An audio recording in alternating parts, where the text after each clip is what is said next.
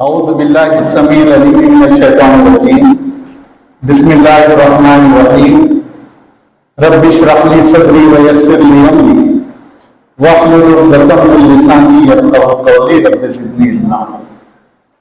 پہلے تو میں آئیکا مہاراشٹر کا اور سید شریف صاحب کا ممنون ہوں کہ انہوں نے مجھے پربھنی جیسے تاریخی، علمی، ادبی اور بیدار شہر کے سب سے بیدار طبقہ اساتذہ سے مخاطب ہونے کا یہ موقع عنایت فرمایا۔ میں سید شریف صاحب کی عمارت میں مہاراشٹر میں نہایت کامیابی کے ساتھ میں جاری اس مہم کے لیے آئیکا ٹیم کو مبارکباد پیش کرتا ہوں، اور اس سے پہلے کہ میں اپنے موضوع پر گفتگو کروں، کچھ منتشر باتیں اور اپنے احساسات بھی رکھنا چاہتا ہوں۔ موضوع پر آنے سے پہلے، جب انسان کسی شہر میں پہلی مرتبہ وارد ہوتا ہے تو وہ وہاں کے در و دیوار کو، سڑکوں کو، گلیوں کو ذرا غور سے دیکھتا ہے۔ تو جو چیز سب سے پہلی میں نے نوٹس کی، اچھا وہ شعوری یا غیر شعوری طور پر اپنے شہر سے اس کا موازنہ بھی کرتا چلا تھا۔ تو جیسے ہی میں نے ریلوے اسٹیشن سے باہر آنکھیں کھولی تو جو بڑا نمایاں فرق نظر آیا وہ ہمارے شہر میں جو ہولڈنگ لگی ہیں، اور وہ اتنی کثرت سے ہیں کہ کسی دوسری ہولڈنگ کی جگہ شہر میں باقی نہیں ہے، وہ لیڈروں کے برتھ ڈے کی مبارکباد، بڑے بڑے سیاستدان اور ان کے ایک کے بعد ایک برتھ ڈے آتے ہیں اور اس کے مبارکباد کے ہولڈنگ لگتے چلے جاتے ہیں۔ وہ ایک کلچر بن گیا ہے۔ میں دل میں سوچتا ہوں کہ اس سلسلے کو بند ہونا چاہیے، لیکن پھر یہ بھی سوچتا ہوں کہ ایک نیا روزگار پیدا ہوا ہے، بہت بڑا روزگار۔ بہرکیف یہاں دیکھ کر بہت خوشی ہوئی کہ اس طرح کی کوئی ہولڈنگ مجھے نظر نہیں آئی تلاش کرنے کے باوجود، ہو سکتا ہے لیکن میں نے تلاش کی،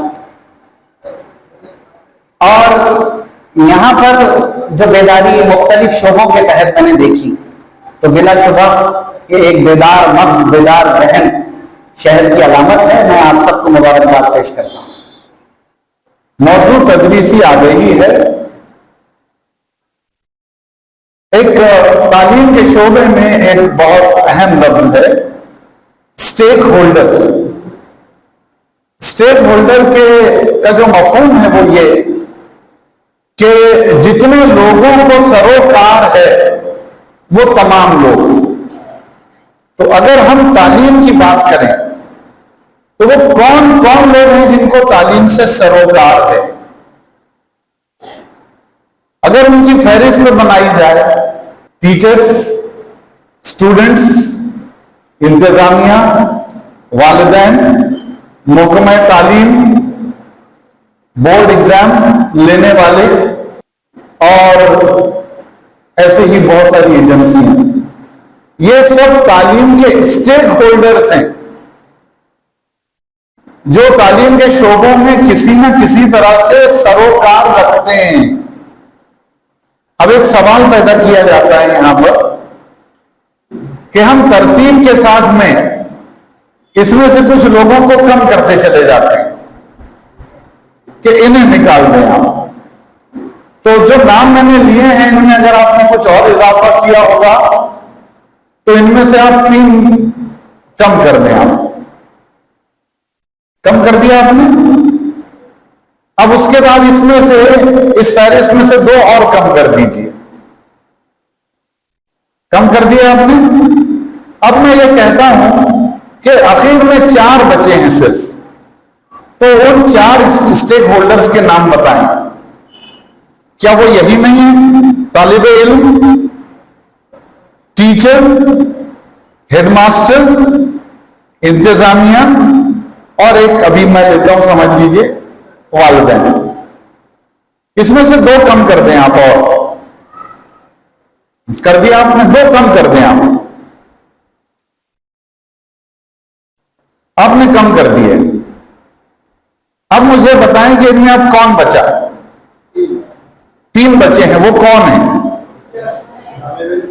طالب علم، ٹیچر، والدین.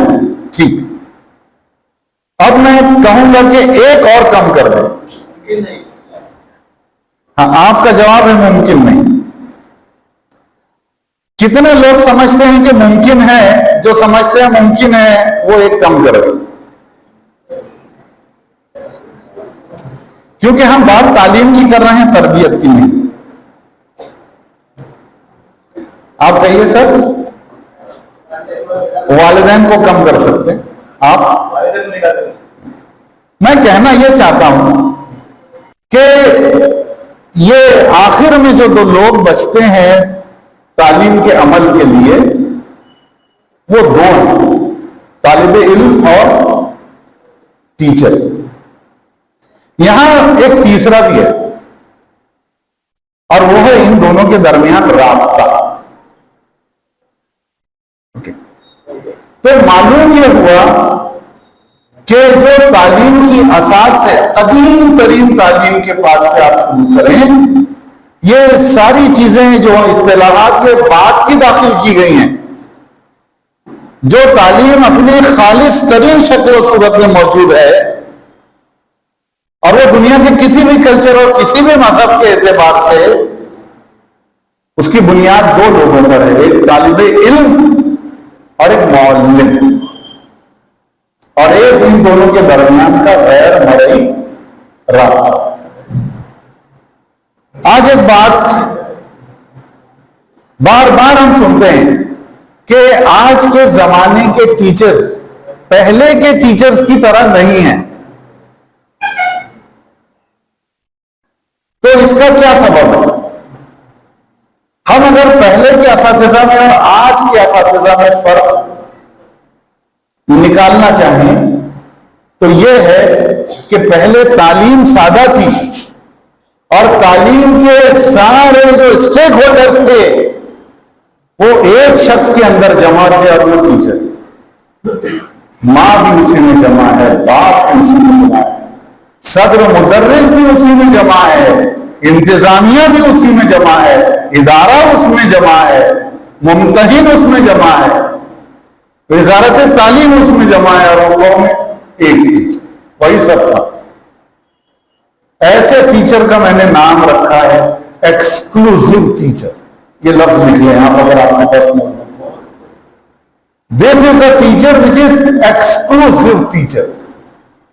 تو اگر ایک لفظ میں ہم کہیں کہ اس ٹیچر میں اور اس ٹیچر میں کوئی فرق ہے، تو میں یہ کہوں گا کہ وہ ٹیچر ایکسکلوزیو ٹیچر تھا. جب سے یہ شعبے بنے ہیں تب سے بہت ساری ایکسکلوزیو ٹیچر کی ذمہ داریاں یہ ماں باپ کے کام ہیں، یہ ہیڈ ماسٹر کے کام ہیں، یہ انتظامیہ کے دیکھنے کا کام ہے، اور ٹیچر یہ کہتا ہے کہ یہ میرا کام نہیں ہے. تو آج ہم میں سے جو چیز نکل گئی ہے مختصر ترین لفظوں میں، وہ یہ ہے کہ ٹیچر ہونے کا ایکسکلوزیونیس ہمارے اندر سے ختم ہو گیا. I would like to continue the explanation of this exclusiveness. حالانکہ گزشتہ گفتگو سے بہت حد تک واضح ہو گیا ہے کہ میں ایکسکلوسیونیس سے میری مراد کیا ہے، لیکن اس کے دوسرے پہلو میں آنے والی گفتگو اور آئٹا کا جو ابھی مہم ہے اس کا جو پہلا جو اہم موضوع ہے وہ تدریسی آگہی. ایک ایکسکلوسیو ٹیچر کے اندر کیا کیا ہونا چاہیے؟ تو بہت پریلیمنری ایک دم سادہ سی بات سے شروع کرتے ہیں. جب انٹرویو لیا جاتا ہے، ٹیچر کا اپائنٹمنٹ کیا جاتا ہے، جب اس کا لیسن آبزرو کیا جاتا ہے، تو پہلی جو نوٹ کی جاتی ہے بات وہ یہ ہے سبجیکٹ نالج.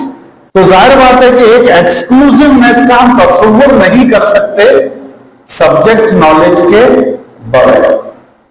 کیا آپ کو اگر کسی ڈاکٹر کے بارے میں یہ پتا چلے کہ اس کو ڈاکٹری کے بارے میں کچھ معلوم نہیں ہے، کیا آپ اپنے علاج کے لیے اس کے پاس جائیں گے؟ اگر کسی وکیل کے بارے میں آپ کو یہ معلوم ہو جائے کہ اس کو آتا ہوتا کچھ نہیں، اس کو کچھ لا معلوم نہیں ہے، کیا آپ اس وکیل کے ذمے اپنی وراثت کا کیس دیں گے؟ نہیں دیں گے۔ لیکن کمال یہ ہے ٹیچر کے بارے میں یہ راز فاش ہو ہی نہیں پاتا کہ اس کے پاس سبجیکٹ کا نالج نہیں ہے۔ یہ مسئلہ ہے، ریٹائر ہو جاتا ہے، خود ٹیچر کو بھی نہیں معلوم ہوتا کہ میرے پاس سبجیکٹ نالج نہیں ہے۔ وجہ یہ ہے کہ سماج میں، اسکول میں ٹیچر کو ناپنے کا وہ پیمانہ بچا ہی نہیں۔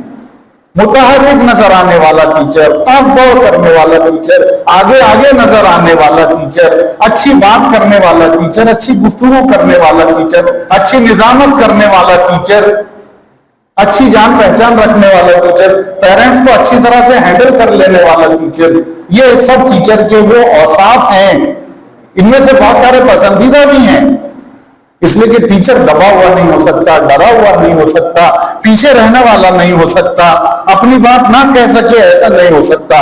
اس لیے ان میں سے بہت سارے اوصاف پسندیدہ بھی ہیں، لیکن جو پہلی بات یہ ہے کہ کیسے معلوم ہوگا، کس کو معلوم ہوگا کہ اس کے پاس سبجیکٹ نالج ہی نہیں ہے اور دن ریٹائرمنٹ کے قریب آ گئے۔ انتظامیہ ہو یا صدر مدرس ہو، باقاعدہ ایسے انتظامات اسکول کے اندر ہونے چاہیے کہ اس چیز کی جانچ ہو کہ بچے کے پاس، کہ اس ٹیچر کے پاس سبجیکٹ نالج ہے یا نہیں ہے۔ یہ پہلی شرط ہے۔ ہم بہت اعلیٰ ترین ٹیچر کی بات کرتے ہیں، ہم ڈیڈیکیشن کی بات کرتے ہیں، ایثار اور قربانی کی بات کرتے ہیں، ٹیچر کے نظریاتی پختگی کی بات کرتے ہیں، اس کے خلوص کی بات کرتے ہیں۔ یہ باتیں یقیناً اہم ہیں۔ پہلے یہ دیکھا جائے بنیاد، سبجیکٹ کی نالج ہے یا نہیں۔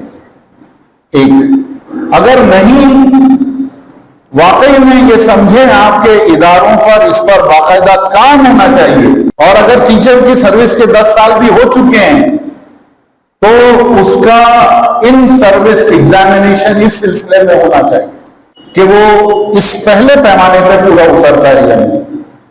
اب میں پھر دوسرے شعبے سے مثال دے کر دوسرے حصے کی طرف جاتا ہوں۔ طریقہ، نالج تو ہے، طریقہ یعنی پڑھانے کا طریقہ، سبجیکٹ، طریقہ۔ کیا آپ کسی ایسے ڈاکٹر کو پسند کریں گے کہ جس کی تشخیص بہت اچھی ہو لیکن علاج اچھا نہ کرتا ہو، یا علاج اچھا کرتا ہو لیکن مرض غلط پکڑ لیتا ہے؟ یقینی طور پر کیا آپ کے شہر میں ایسا کوئی ڈاکٹر مشہور ہے کہ یہ مرض بہت اچھا پکڑ لیتے ہیں کہ برابر یہی ہے، یہ مرض ہے، لیکن علاج نہیں معلوم، علاج غلط کرتے ہیں؟ نہیں تصور کر سکتے۔ آپ ایسے استاد کا بھی تصور نہیں کر سکتے جس کے پاس سبجیکٹ نالج بہت اچھا ہو لیکن بچوں کو پڑھانے کا طریقہ نہ آتا۔ ہمارے تعلیمی اداروں میں تسلسل کے ساتھ سال میں 1 مرتبہ نہیں، 2 مرتبہ نہیں، بار بار وہ انتظام ہونا چاہیے کہ اساتذہ کو پڑھانے کا جو طریقہ ہے اس کا ریفریشمنٹ ہو، اس کو تازہ کیا جائے۔ انہوں نے جو ڈی ایڈ اور بی ایڈ میں کیا، سیکھا، بی ایڈ اور بی ایڈ میں جو آپ نے اور ہم نے سیکھا ہے وہ زیادہ تر تھیوریٹیکل تھا۔ پریکٹیکل جس وقت بچے موجود ہیں اور بچوں کے ساتھ میں ٹیچر انوالو ہو گیا ہے اور وہ اپنی پریکٹیکل ٹیچنگ لائف میں آ چکا ہے، اس وقت بار بار اعادہ ہوتا رہنا چاہیے طریقے کا۔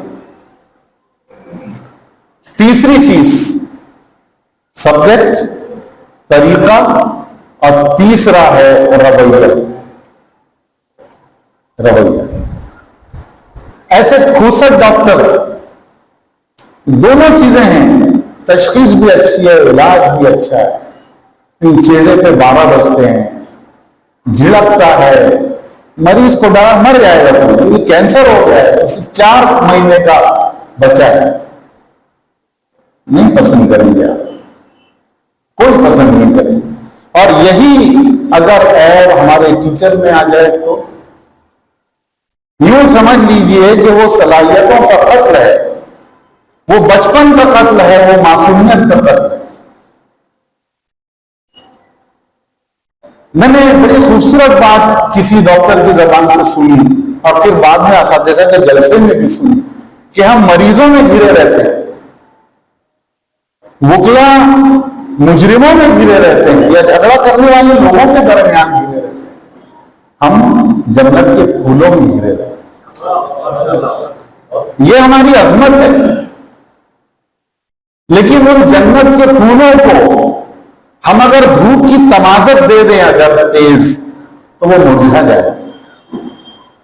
ان کی آبیاری کے لیے اگر پھولوں کی کوئی چیز اگر ضرورت پوری کر سکتی ہے تو وہ نرمی۔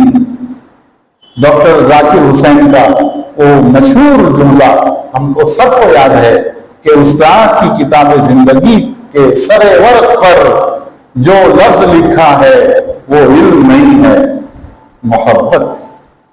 محبت، یہ رویہ آپ کے ایک انتہائی جو تعلیم میں پیچھا بچہ ہے، نا امید ہے، معصوم مایوس ہے، پچھڑا ہوا ہے، اس بچے کو کامیابی میں صف اول پر لے کر آ جائے گا۔ رویہ، تو اساتذہ کو اس پر بہت توجہ دینے کی ضرورت ہے۔ بچوں سے کس زبان میں گفتگو کر رہے ہیں، کون سے الفاظ استعمال کیے جا رہے ہیں، کیسے مخاطب کیا جا رہا ہے ان کو۔ ہم نادانستگی میں ہم ہمارے پورے سماج کی، میں معاف کیجیے بہت سخت لفظ استعمال کرنا چاہتا ہوں، ہم ہمارے سماج کی اور معاشرے کی جو گندگی ہے وہ ہماری زبان کے توسط سے ان کے منہ کو اچھال دیتے ہیں۔ یہ نادانستگی میں بھی ہو سکتا ہے، لیکن جس معاشرے میں ہم لوگ رہ رہے ہیں اس کی کڑواہٹ کہیں نہ کہیں ہماری فطرت میں، ہماری زبان میں آ جاتی ہے۔ جب ہم اسکول کے پاکیزہ ماحول میں پہنچتے ہیں تو ہمیں اس بات کا بہت احساس ہونا چاہیے، شعوری طور پر، دانستہ طور پر، کہ ہم ان کے ساتھ میں کیسے رویے اختیار کریں۔ سبجیکٹ، طریقہ، رویہ۔ چوتھی بات ہے رابطہ۔ رابطہ کس سے رابطہ؟ وہ جو ہمارے پرانے ٹیچر تھے وہ آپ کے گھر میں، آپ کے رسوئی گھر تک پہنچے ہوئے تھے۔ وہ بزرگ استاد کو سب معلوم تھا کس کے گھر میں کیا کیا ہو رہا ہے، اور یہ کس گھر سے آیا ہے، یہ غریب گھر کا ہے، یہ پریشان گھر کا ہے، اس کے گھر میں کیا حالات۔ وہ رابطہ والدین سے۔ میں ایک ایسے ٹیچر کا تصور کیجئے جو کسی پولیٹیکل پارٹی سے جڑا ہوا ہے، اور آپ اس کو اسٹاف روم میں اس کا رویہ دیکھیے،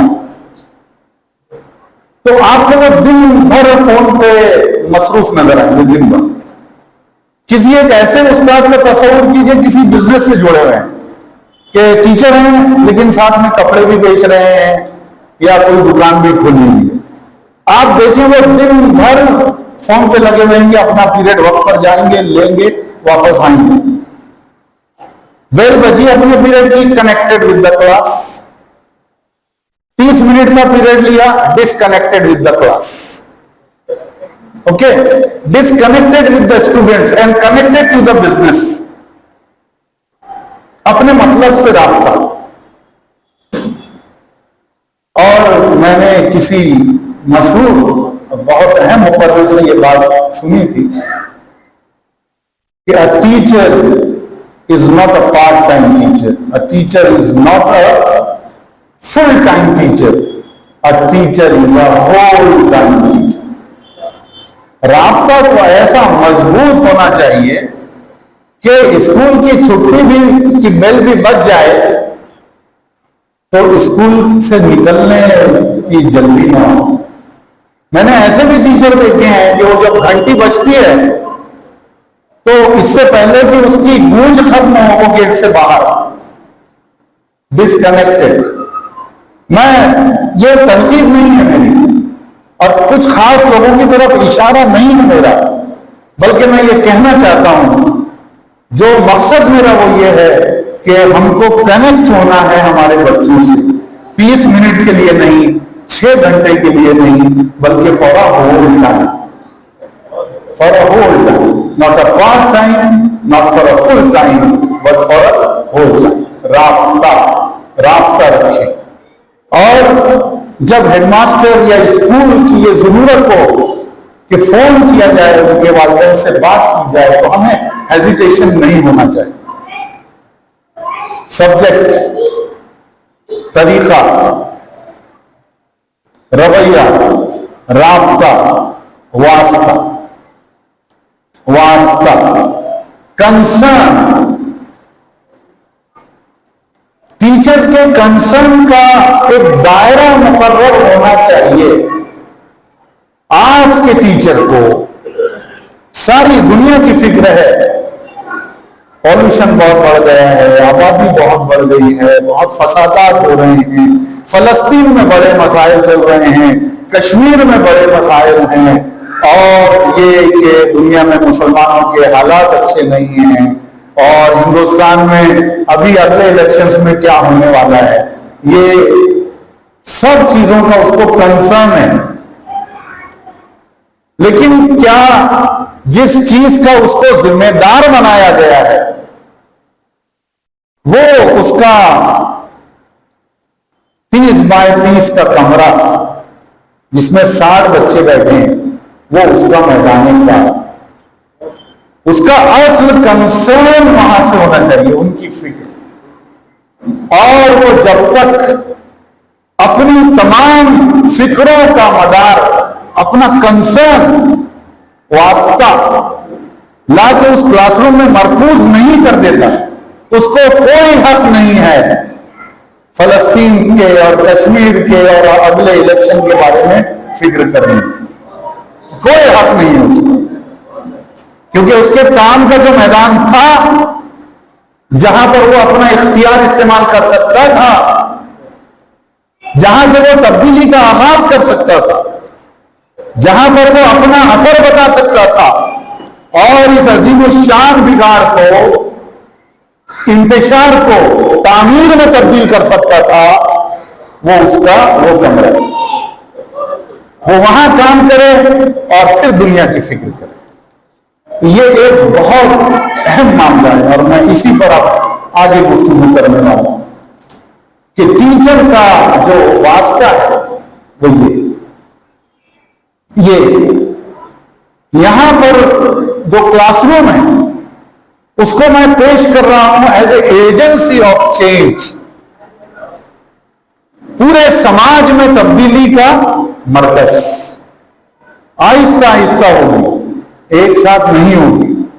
تعلیم کے میدان میں تو جو لوگ کام کر رہے ہیں ان کے اندر حضرت ایوب علیہ السلام کا صبر یا اس کا ایک حصہ ضرور ہونا چاہیے. جو لوگ یہ سوچتے ہیں کہ رات میں بارش ہوئی اور 3 دن بارش ہوئی، اب یہاں پر کوئی پیڑ اگنا چاہیے، انہیں گھاس پھوس کی کھیتی کرنی چاہیے، وہ شاہ بلوط کا درخت نہیں لگا سکتے. جو ابھی لگائیں اور ہماری آنے والی نسلیں اس سے فائدہ اٹھائیں.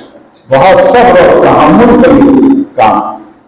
تو کلاس روم کے اندر اس تبدیلی کا آغاز کیا جا سکتا ہے، اور اس کا جو مرکز ہے اس تبدیلی کا وہ ٹیچر.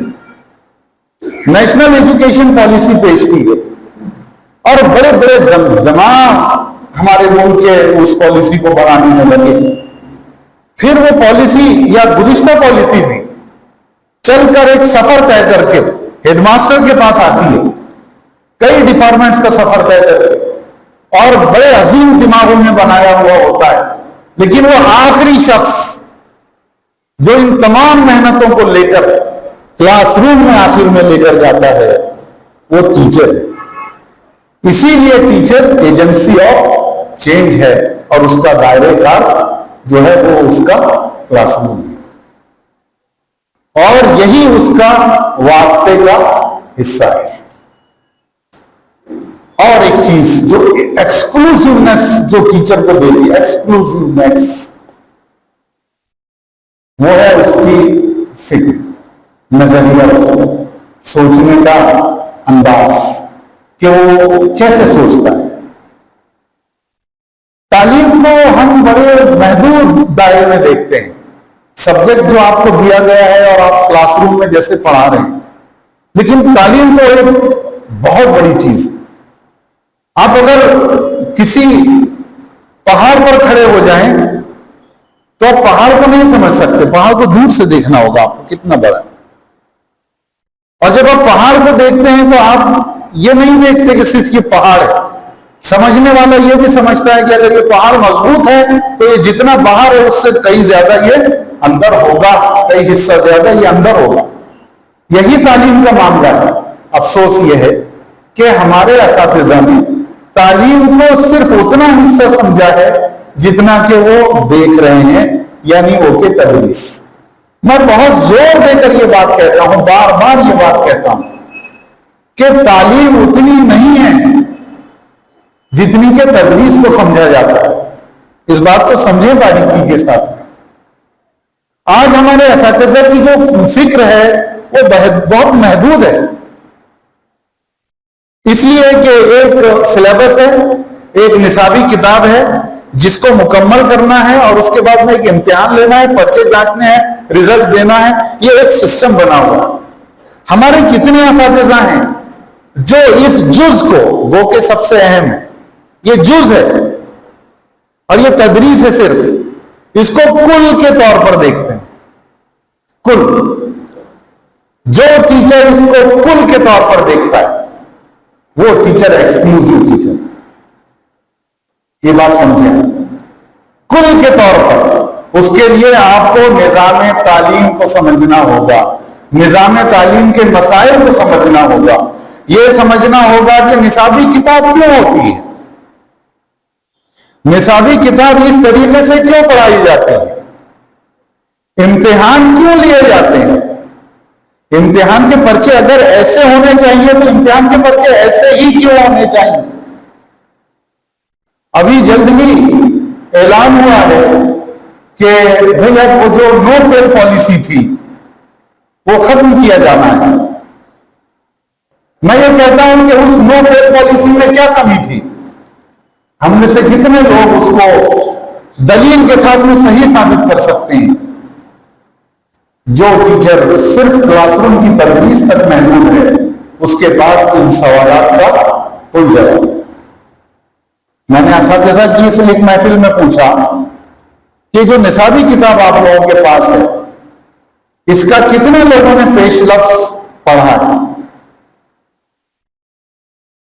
جواب صفر آتا ہے. کسی نے نصابی کتاب کا پیش لفظ نہیں پڑھا ہے جس میں کتاب کا مقصد, اس کتاب کا طریقہ, تدریس کا طریقہ اور بچوں کے لیے ہدایات دی ہوئی ہے. ایک محفل میں تو میں نے یہ پوچھا کہ جو سوالیہ پرچہ آپ کے پاس ہے اردو زبان کا سوالیہ پرچہ, اس کے جو انسٹرکشنز ہیں ان میں انسٹرکشن نمبر 3 کے بارے میں آپ بتائیے اس کی کیا اہمیت ہے. ہم اس لیے نہیں جانتے کیونکہ ہم نے تدریس کو یا پورے تعلیم کو ایک بہت محدود دائرے میں دیکھا. چھٹی خوبی آپ ٹیچر کی لکھیے جو اس کو ایکسکلوزیو بناتی ہے, اس کو مکمل بناتی ہے, اور وہ ہے بائبلیوفلک ٹیچر. بائبلیوفلک ٹیچر یہ میں نے اصطلاح بنائی ہے. بائبل کے معنی ہے کتاب, فیلیا کے معنی ہے رغبت یا محبت, اور بائبلیوفلک یعنی کتاب سے محبت رکھنے والا ٹیچر. اذان کے لیے رکتے ہیں. سر کتنا وقت ہے, ختم ہو گیا؟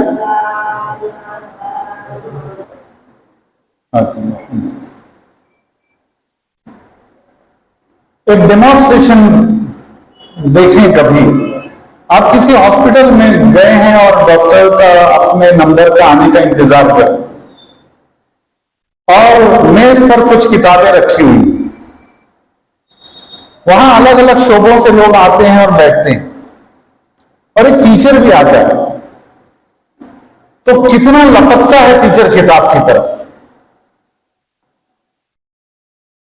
اگر وہاں پر انتظار کرنے والوں میں کوئی تاجر آئے, کوئی پروفیشنل آئے, کوئی انجینئر آئے یا کوئی اور شخص آئے, اور وہ آئے اور اپنے موبائل میں لگ جائے, کوئی حیرت کی بات نہیں. لیکن میز پر کتاب رکھی ہے اور ایک ٹیچر انتظار کے لیے آیا ہے اور وہ بھی موبائل پر لگ جائے. Here it makes a difference. جو چیز میں بتانا چاہتا ہوں، نبی اکرم صلی اللہ علیہ وسلم کی مشہور حدیث ہے کہ الحکمت ضالۃ المومن، کہ حکمت کی بات مومن کے لیے ایسا ہے جیسے اس کی کوئی کھوئی ہوئی چیز. آپ کہیں اپنی کھوئی ہوئی چیز کو دیکھتے ہیں اور آپ کو کہیں نظر آئے تو کیا آپ اٹھانے کے لیے کچھ انتظار کرتے ہیں؟ لپکتے ہیں. کیا شاندار مثال، جہاں دیکھیں لپکیں. آج ہمارے اساتذہ میں نصابی کتاب کے علاوہ اسکول میں جائزے کا ایک سسٹم ضرور ہونا چاہیے کہ نصابی کتاب کے علاوہ ٹیچر نے سال میں کتنی کتابیں پڑھی. اس کے بغیر ٹیچر نہیں بن سکتا. ایکسکلوسیونیس آ ہی نہیں سکتی اس کے اندر. He can't be an exclusive teacher.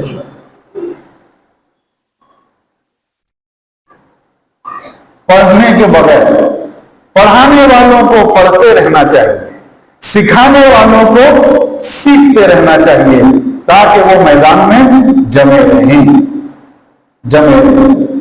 Teacher کی جاب سیکیورٹی بہت ضروری، لیکن اس کا ایک منفی پہلو یہ آیا کہ ٹیچر اپنے پروفیشنل ڈیولپمنٹ کی طرف سے بالکل بے فکر ہو گئے.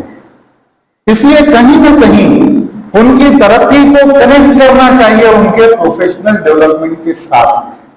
اور اس کا انتظام اگر سرکار نہیں کرتی تو تعلیمی اداروں کے ذمہ داروں نے، انتظامیہ نے اور ہیڈ ماسٹرز نے یہ انتظام اپنے اسکول میں کرنا چاہیے. اور ہر ٹیچر پہ یہ بات جو ہے اخلاقی طور پر نصیحت کر کے اس کو یہ سمجھانی چاہیے کہ کم سے کم ہر ٹیچر مہینے کا ایک رسالہ جاری کرے. ایک رسالہ، روز کا ایک اخبار اور سال کی 3 کتاب کم سے کم.